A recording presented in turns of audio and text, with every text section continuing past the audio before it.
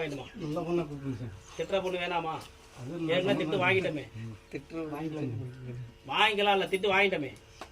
அப்படின்னா லவ் பண்ணல சொல்கிறேன். லவ் இருந்துச்சாமி நான் வேணான்னு அதை தான்டா நானும் சொல்கிறேன். அதை தான் திட்டுற பொண்ணு. லவ் பண்ணுற ஒரு பொண்ணு தான் உரிமையோட திட்டம். கல்யாணம் பண்ணுற பொண்ணு கடைசியாக தான் திட்டம். அப்படித்தானே? ஆமாம் சார். நல்ல பையன், உன்னை நான் குறை சொல்லலை. புரியுதா?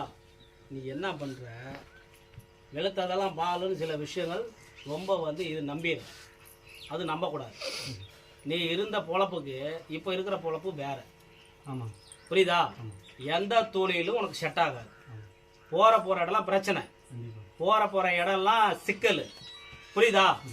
எதுவாக இருந்தாலும் இதாக இருக்கும். நீ ஒருத்தனை ரொம்ப நம்புறன்னா அவன் தான் உனக்கு வேட்டு வைப்பான் பின்னால.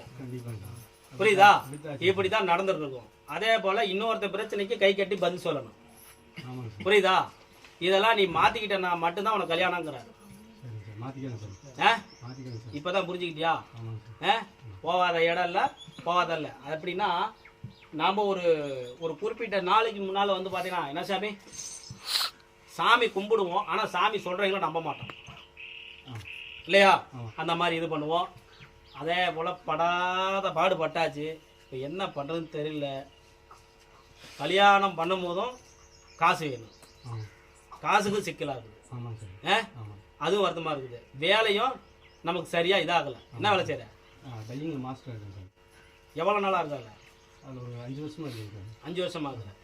இப்போ நான் 4 வருஷமாக இருந்த மரியாதை இப்போ இல்லையே. ஆமாங்க சார். ஓனருக்கு ஈடாக இருப்பேன். இப்போ பார்த்தோன்னா உன்னை எதுவுமே டவுன் ஆக்கிட்டாங்களே. ஆமாம் சார். ஆமாம்.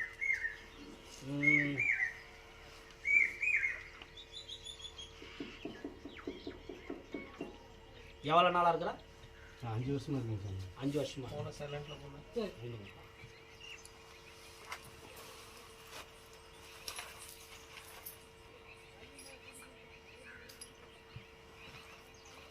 அதை முடிச்சுட்டு கல்யாணம் குறிப்பாடு காலத்துக்கு அமாவாசைனா நீ ஒன்றும் பண்ண வேணாம். இங்கே ஒரு கழுப்புறம் பொறிச்சிட்டு போனா கூட நான் ஏற்றுக்குவேன். வந்துடுவியா?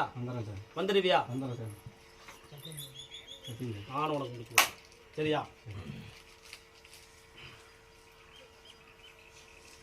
தனியாக வச்சு பயன்படுத்திக்கோ. என்ன வயசாகுது உனக்கு? இப்போ 34. 34, 35 முடிச்சிருவோம். சரி.